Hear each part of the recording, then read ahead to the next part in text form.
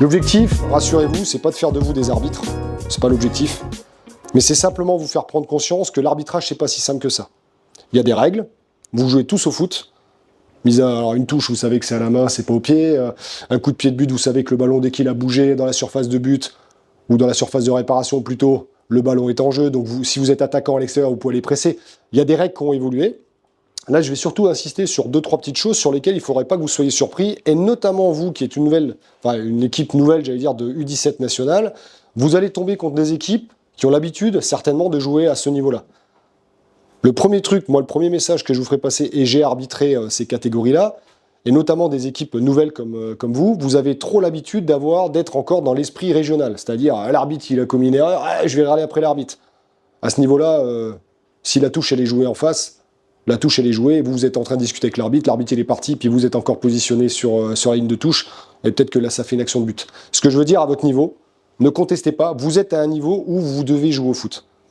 L'arbitre, il se trompera, comme vous vous tromperez. Malheureusement, c'est peut-être aussi un peu la beauté de notre sport, c'est qu'il y aura forcément tout le temps des erreurs, elles seront involontaires, mais il y aura forcément des erreurs. Donc le message, c'est pas la peine de parler à l'arbitre, et je vais vous montrer quelques vidéos ensuite. Alors, par rapport à tout ça, je vais passer par un petit test de connaissance, parce que c'est toujours sympa pour moi de passer par un petit test de connaissance, juste pour voir un petit peu ce que vous connaissez ou ce que vous ne connaissez pas. Je vais vous demander juste d'être attentif, et je vais vous demander que vous me donniez la bonne réponse par rapport à la situation.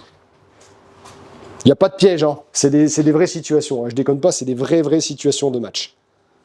Regardez bien le coup de pied de but.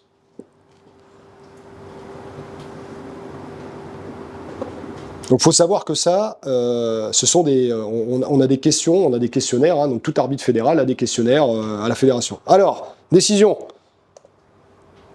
Hop, j'étais un peu loin. Décision. Est-ce que j'ai le droit, gardien de but, il y a un gardien de but ici, c'est qui? Est-ce que tu as le droit de faire la passe? Ok, tu sais, bah vas-y, tu sais. Vas-y. On peut pas faire ça. Alors, c'est quoi? Alors, reprise du jeu, t'as pas le droit de le faire. C'est reprise du jeu, c'est quoi? Mettre la balle haute et la revenir. Ouais, donc reprise du jeu. La balle est au sol. D'accord, là, donc là, alors, non, t'as même pas le droit. Alors, t'as même pas le droit de la lever comme ça. Donc, tu peux la faire au sol. Par contre, voilà, bah, elle est au sol. Donc, tu peux rien faire. Là, la tactique, c'est de contourner la loi. C'est-à-dire, je fais la passe à mon défenseur, je lève le ballon, le défenseur me la remet. Reprise du jeu. C'est un rôle qui doit faire la passe au joueur et le joueur la remet de la tête. Soit un adversaire qui touche la balle en dernier. Alors, l'adversaire, il peut toucher le ballon. Mais là, on est sur une situation où j'ai le gardien. Il lève la balle, le défenseur lui remet. Que doit faire l'arbitre? Quelle est la décision de terrain que l'arbitre doit prendre? Est-ce que l'arbitre, il laisse le jeu se dérouler? Est-ce que l'arbitre, il redonne le coup de pied de but, le 6 mètres, vous parlez tous de 6 mètres coup de pied de but, c'est l'arrêt, à rejouer? Ou est-ce que l'arbitre, il met un coup franc indirect contre la défense? Coup franc indirect contre la défense. Donc ça, c'est interdit. Voilà. C'est même pas la peine d'y songer. Là, vous prenez un coup franc indirect. Pourquoi? Et en plus, un avertissement. Parce que là, vous contournez la loi. D'accord? Le fait de vouloir jouer, c'est comme quand vous allez jouer un coup franc. Le gardien, c'est la même chose avec un coup franc. Il lève le ballon, tac, l'autre, il lui remet de la tête. On contourne la loi. D'accord? Qui prend le carton jaune? Le joueur qui a contourné la loi, donc le gardien de but. Et pour un gardien de but, c'est vachement important. Je suis pas gardien. Ah, t'es pas gardien, d'accord. Mais c'est pour ça que j'ai posé la question qui était gardien. Bon, il n'y a pas de gardien encore. Bon. Ah, ils sont au fond. Donc c'était à vous que je posais la question au départ. Mais c'est pas grave. Donc en fait, voilà, faites juste attention. Donc c'est juste vous dire que il y a quand même des règles qui sont pas si simples que ça. Je vous en montrer, l'objectif c'est de vous en montrer quelques-unes, qu'on puisse, ça permet aussi un petit peu d'échanger.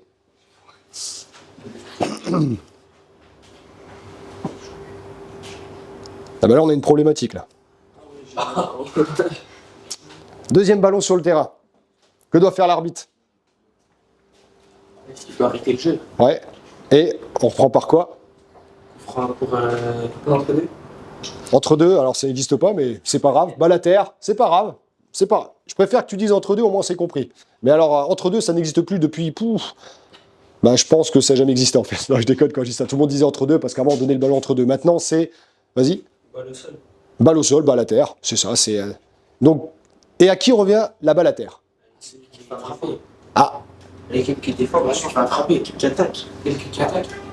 Alors, l'équipe qui attaque. Je reviens après. L'équipe qui attaque. Pourquoi? Parce que c'est pas de leur faute. Alors, c'est pas de leur faute.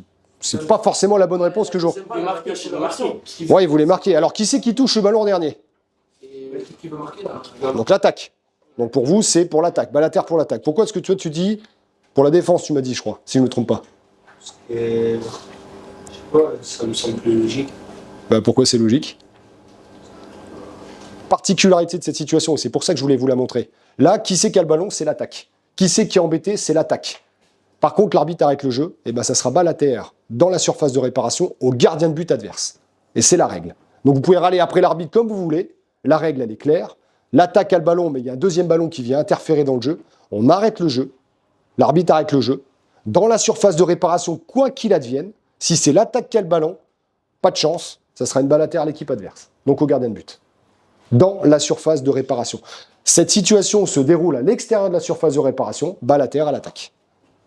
Vous voyez la nuance? C'est pour ça que je voulais vous l'expliquer, parce que celle-là, moi je l'ai fait en Ligue 1 une fois, il a fallu que je l'explique longtemps. Il y en a qui n'ont pas compris, et quand on leur a montré les règles, on leur a dit, non, c'est Balater dans la surface de réparation, l'arbitre arrête le jeu, c'est forcément Balater au gardien. Oui. Après, on peut, voilà. Après, nous, on a des stratégies en tant qu'arbitre. Moi, par exemple, ce week-end, il y a une équipe qui a fait sortir le ballon en touche, parce qu'il y a un joueur qui était au sol. On va voir le capitaine adverse, on dit, dans le fair play, est-ce que vous pouvez rendre le ballon? Et les mecs, tout de suite, oui, on va leur rendre le ballon. Donc oui, il y a des stratégies qui peuvent se mettre en place, de façon à ce qu'il y ait quand même un fair play, une équité qui soit mise en œuvre. Là, je t'avouerai que l'équité, à mon avis, ils vont pas rendre le ballon. Un joueur qui est au sol, que tu sors le ballon, capitaine, moi, si je suis capitaine, je vais voir le capitaine adverse, je dis, rends-nous le ballon, on vous a sorti le ballon parce que tu avais un joueur de ton côté, est-ce que c'est possible, il va vous la rendre. Après, si vous la rendez pas, il vous la rend pas, mais au moins, faites le nécessaire. Ok? Donc faites attention, Balater, surface de réparation, jeu arrêté, c'est Balater au gardien, dans tous les cas. Ça ne peut pas être Balater à l'équipe adverse, même si c'est l'attaque qui a le ballon. Vas-y. Il y a un avertissement au club qui avait ça. Alors là, c'est un ballon, ça peut être un supporter qui a envoyé le ballon. Mais très bonne question, parce que ça amènera des questions pour après. Alors, situation qui s'est passée en national, il y a un joueur jaune qui est tombé au sol, et qui va sortir du terrain. Il va complètement sortir du terrain, le défenseur jaune. Donc ça joue, le défenseur est complètement à l'extérieur. Vous allez voir à un moment donné sur la situation. Donc il n'est même plus dans la surface de réparation. Il est sorti, il est blessé, il est mort, voilà, il est mort, pas de problème. Ah bah attends, les autres ils attaquent, je vais peut-être rentrer. Bien. Oh, bah super, heureusement que je suis rentré. Décision. C'est les lois du jeu, les gars, moi j'invente rien, c'est les lois du jeu, c'est les questions qu'on a nous. C'est les questions qu'on a. Vas-y. Alors pour simulation.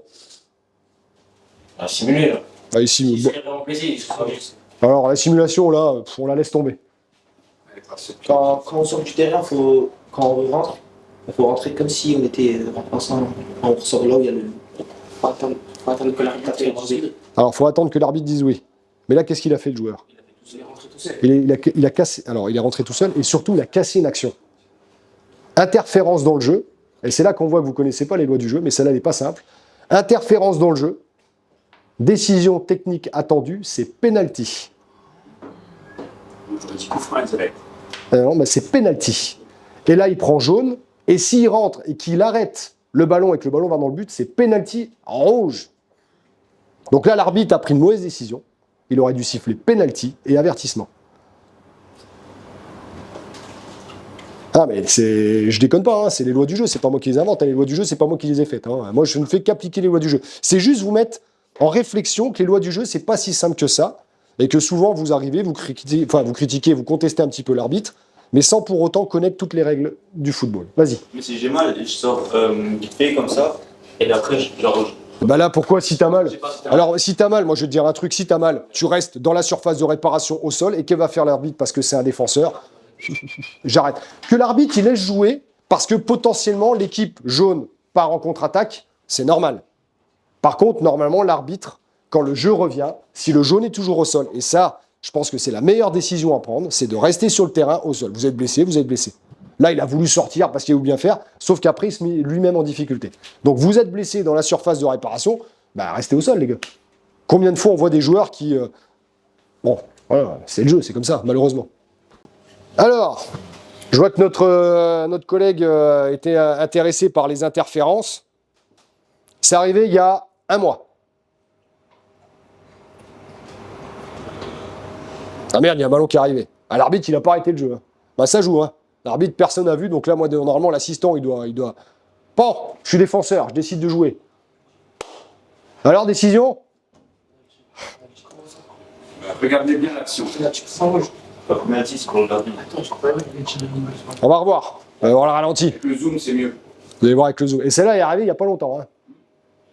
Il n'y a pas si longtemps que ça. C'est pour vous dire qu'en fait, il y avait des choses. En fait, je vous en parle parce que, je sais pas, il y a des moments où il y a des choses qui arrivent et il y a des moments où c'est jamais arrivé. Et là, il y a des choses qui sont en train d'arriver sur les interférences avec un deuxième ballon.